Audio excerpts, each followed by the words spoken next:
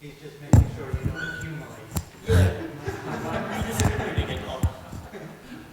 They're mine.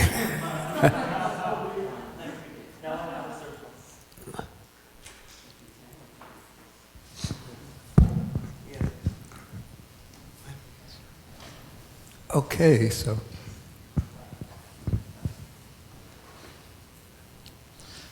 I think you have. I have a question. No, before you were talking about like when monks teach false Dhamma. Yeah. And please don't take this the wrong way, but sometimes, like, even when you're talking, sometimes you'll say, oh, I should have translated it as such, or I would have translated if, you know, going back. And it's not because of ill will, but it's because of our ignorance that we would translate. Because I've read some of the Burmese translations too, and sometimes it's a little tough to grasp after reading yours because it's a little more Western influence. But what's more Western influence? Well, with your translations, it comes from a Westerner, obviously, so it's geared towards our vocabulary and understanding. But so I don't think, obviously, they didn't translate it in falsely, but for lack of. Sometimes the translations are not so clear, so when you read it, it doesn't come across as such. Now, that's cannot be classified as false Dhamma, or no. It's just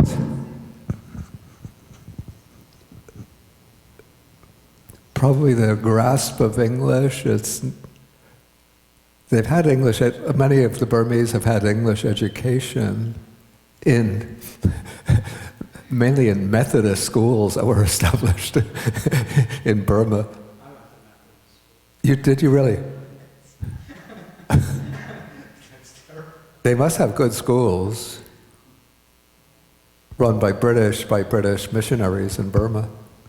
No, but because like sometimes even like reading translations of Dhammapada, they're so vast in the words. That but they're very literal, maybe the Burmese translators. And then often what I found, at least that these were the translations that I used to see in the 1980s, they rely so heavily on the commentaries that they put the commentarial explanation into the translation. So it's not simply translating the word of the text, of the canonical text, but it's imposing a commentarial interpretation upon the text and thereby inserting it into the translation.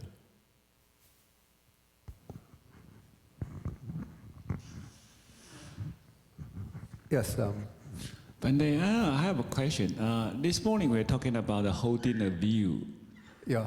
And I kind of wondering, how do we not holding our view but still try to do what we believe is true? Right, yeah. I think the distinction there is between, maybe we could say, adopting a view or using a view and clinging to a view. And so, you know, we all know that like the Buddha, in fact, he starts the Noble Eightfold Path with right view. So it's important to have the right view as the right understanding. But whatever view one adopts, one should take it up, say, non-dogmatically, that is, without thinking, since this is my view, it must be right, and other views must be wrong. But you take the view up thinking that I'm convinced about this view, but if I'm shown that this view is wrong, then I'll be willing to relinquish it. And as far as, you know, the practice goes, we use the view as a guide for practice with a pragmatic purpose. You know, not just to lock ourselves into a particular conceptual framework that this is my view, my understanding, therefore I'm satisfied just with holding the view intellectually. But the Buddha is very clear in the suttas, like distinction of what is right view, what is wrong view. And so one uses the right view to get rid of wrong views, and then one uses the right view in order to cultivate the path.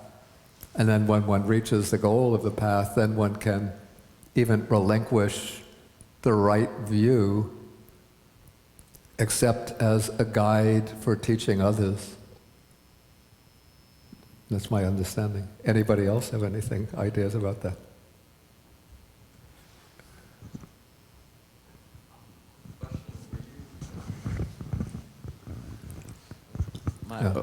My friend. What is your name? Oh, my name is Roberto. My name is Roberto. Roberto. Yes, okay. my friend.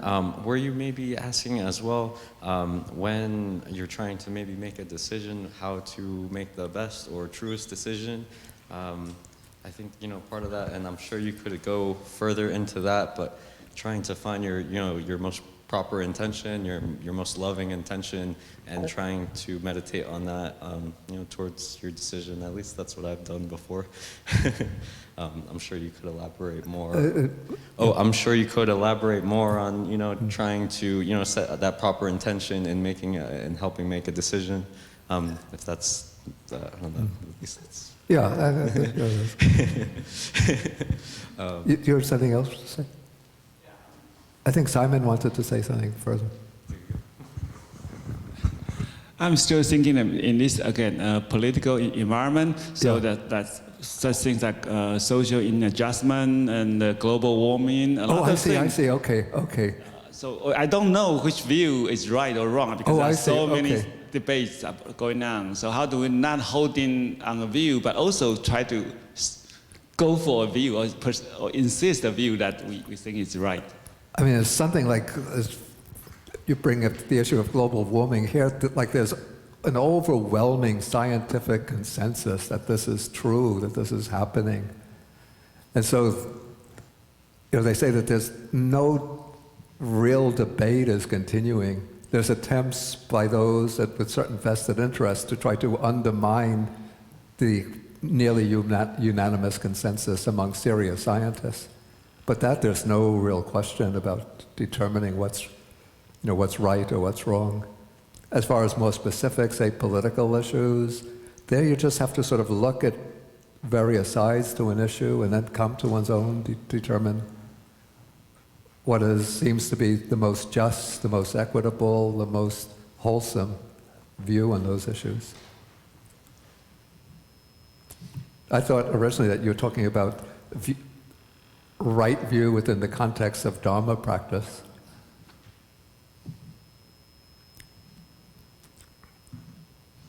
I think Bowie has a question. Bhante, I think maybe power is not the major cause.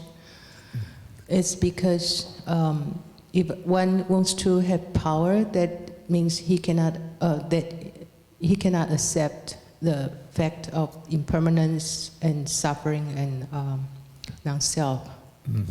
So power is just a second layer. It's a manifestation. Because I don't, for example, if I can't accept impermanence, so I need some insurance, and I would try to have some power. Actually, that is a good point. Though I would say that the power is the object of the desire, the craving, the attachment. But the point you make is that in fact, this would come if you inquire, why do people want to get power? And probably when we say that there's a deep underlying anxiety about impermanence and this need to control, to exercise control. In fact, actually, that ties up with, it's the way the commentaries, the Pali commentaries explain, let's see what underlies the concept of self, that metaphysical self is, I think it's called vasavati. It's the desire to be able to control, to exercise mastery. And so, because the mind, underlying the mind, there's this deep concern or worry or anxiety about not being able to exercise mastery over the course of events because of their inevitable conditioned and impermanent nature. So then one struggles and strives to get power, thinking, in this way I can control everything. But no matter how much power or control one can get, one can never master the laws of impermanence. Is that what you're driving at? Okay, yeah, so that's a good point. I saw a hand back there. Oh, Alison, okay. Regarding to the power, I also have another question. I think power is prevail. It's not just political power; it's also within ourselves. So when you just discuss about the power, how about not just only for controlling? How about I see a lot of people who hold on power is coming from the entitlement, privilege, and in a sense, it's bullying. And in a sense? Bullying. Bullying. You see a lot of that in, including the teens, a lot of people who are doing a lot of young...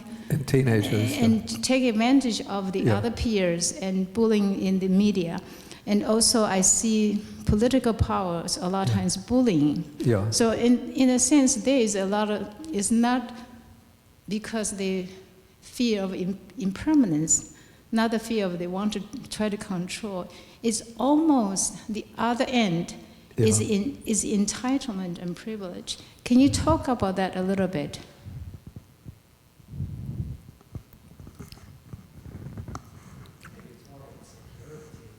I do too. I think it is about, especially with kids.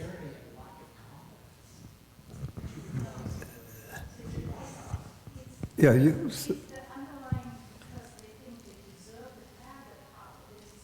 Okay, so those who have privilege, who are in position, who consider themselves entitled to their privilege. Okay, so they bully others. So this would be, I would say the intention there is to preserve their power and to knock down threats to their power. But still underlying that is the fear of, in a sense, a fear of impermanence, in that they know that their power is not something that can ever be permanently established, that is constantly under threat from somebody who might rise up and become more powerful. And so one has to keep on bullying or pushing down those who are rising up. Oppressing. Oppression. Oppression. You mean oppressing those who are less powerful in order to maintain one's grip on power. Are you going to add something more? I don't know your name, the man in the red hat. But he what? kind of made the same point, just especially when you think about with kids, bullying usually does come from a deep-seated sense of insecurity. Yes, they want power. They want to run other people. They want to control, and it's usually out of some deep-seated fear. I'm talking about with kids and even with regular people. And I think that even stems into if you happen to become some famous totalitarian dictator, quite frankly. Deeply, deeply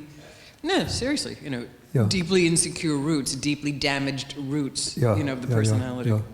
Yeah, well, any dictator has to constantly living in a constant state of fear from those who are there in their immediate entourage, because somebody in that entourage might have their eye on the position, the number one position, and can be plotting with the other peers in order to overthrow the dictator and then take over the control themselves.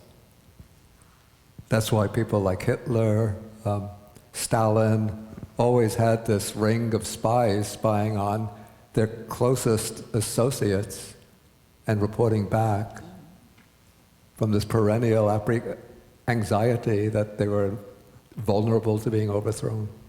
Well, they were, although... They were, yeah. I mean, there were plots, even an assassination attempt against Hitler. There was against Hitler, although people were so terrified of our good and dear friend Josef Vissarionovich that they really had the cult of personality going.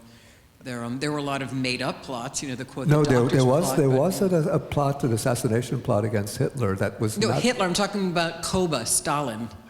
Oh, I said Stalin. our dear and good friend Josef Vissarionovich. That's Stalin.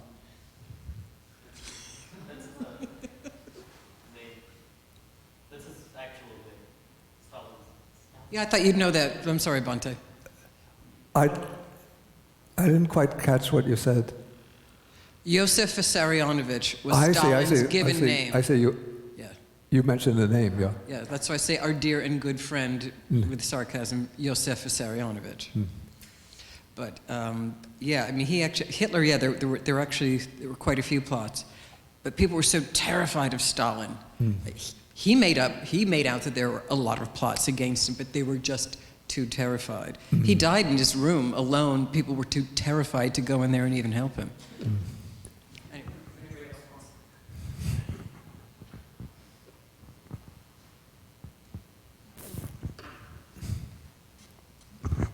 wants? Bhante, how does a personality view and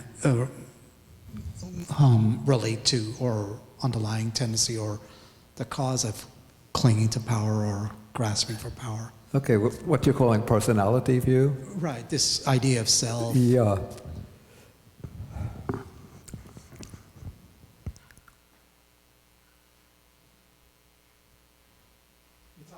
Well, I'd say it goes to a more fundamental level than that of because personality view or view of self is more like a theoretical view, a sort of philosophical view.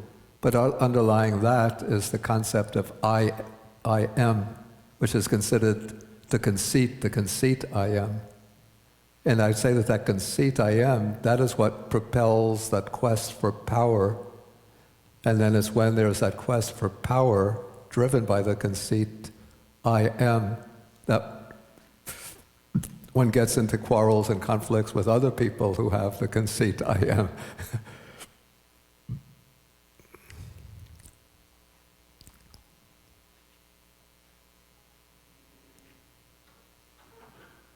Okay. Bhante, I don't have the book, so my question might not be correct, but in distinguishing the two kinds of sutras, one is wrongly present and the meaning, and the other one, Bhante put it into the bracket to say mere resemblance. Yeah. And my question is about that mere. Yeah.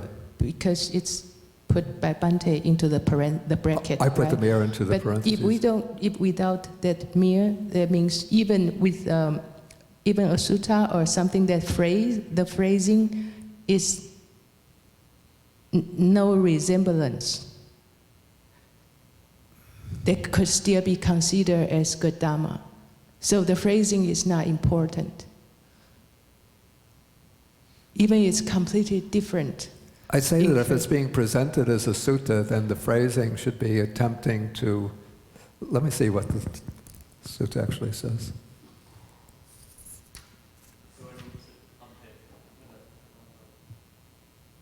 Yeah, you could just, if you just turn it on. Because that would give much liberty to the Mahayana Buddhism, right?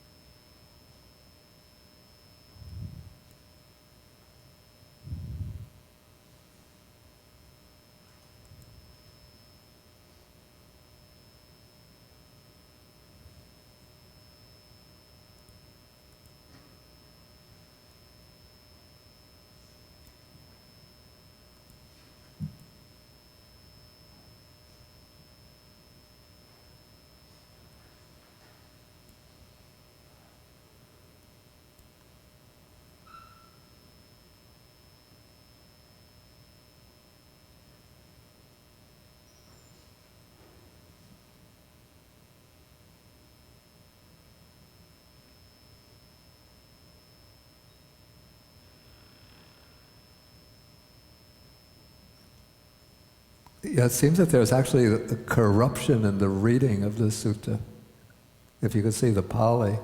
So the contrast here is dugatehi sutantehi. So dugahitehi means badly acquired, and it's qualifying sutantehi, sutras, discourses, then is said to be, these are said to have Bhyanjana Pati Rupa Kehi. So Pati Rupaka is counterfeit or, counterfeit of the phrasing. So that would go together and indicate that these are distorted suttas which are distorted in their phrasing, in their formulation. So those are used to exclude, to sort of push away the proper meaning and the proper Dhamma. And then that's contrasted with suttas which are well learned or well acquired and which conform to the meaning and the Dhamma. But here it's described as Bhyanjana Pati Rupa Kehi, also meaning a counterfeit of the phrasing, which doesn't seem correct. So it seems to me that what probably has dropped out here would be a na Bhyanjana Pati Rupa Kehi, which are do not have a counterfeit of the phrasing. So that would indicate that the suttas which are in conformity with the proper meaning and with the proper Dhamma are those which correctly preserve the phrasing. But I don't like to bring suttas like this in to say that this should exclude the Mahayana sutras, because I think this statement is being made against the backdrop of the contemporary period in which the Buddha is teaching, and probably the immediate after period, after his passing away.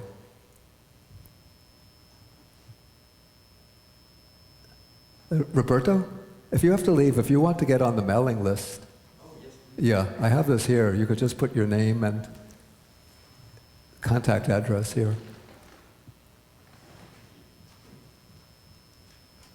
Do you have a pen? I do actually. Okay.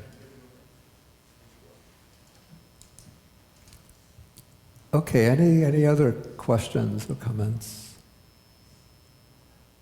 Okay, that's Tsering. Bhante, it's the question on lay people paying homage or respect to Lord Buddha. Why is it so that if the Buddha pays respect to a lay person, the Buddha is supposedly all compassionate? Why should a lay person's head be split into two?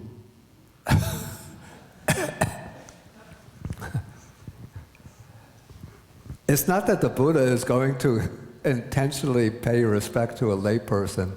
It's just that within this particular framework, the paying respect is supposed to be an indication of relative degrees of virtuous qualities. And so the Buddha is saying that there's nobody superior to him in virtuous qualities. And so it's sort of the obligation of others, even the elder Brahmins, to pay respects to the Buddha, even though the Buddha would be younger than they are. But the Buddha himself would never have like the inclination to pay respect to an elder Brahmin. And it's not that the Buddha has, as I said, it's not that the Buddha has any intention of harming others. It's just that the Buddha is the one who's considered supremely worthy of veneration and respect. So others have to pay respect to him, but he doesn't pay respect to others. Okay, anything else? Okay, then maybe we will stop for the day.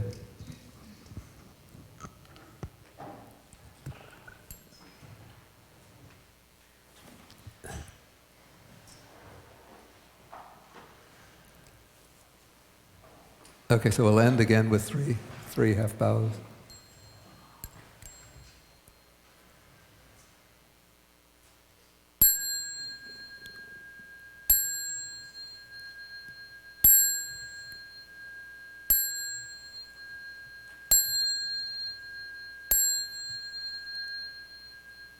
Okay.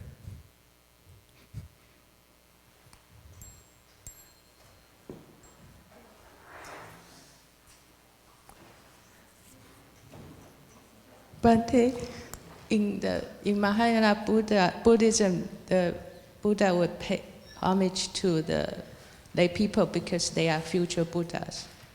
No, I don't think that happens, actually. Is that really true?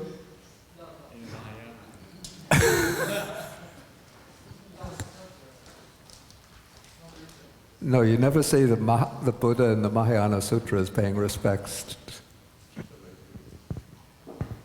No, I got the idea because in a summer camp, when there was a play, and Venerable Mingguang, and a kid was playing the role of the Buddha, and Venerable Mingguang played one of the disciples. So everybody was worried that what would he do when he came to the Buddha. And he bowed down, Venerable Mingguang bowed down and said, pay homage to the future Buddha.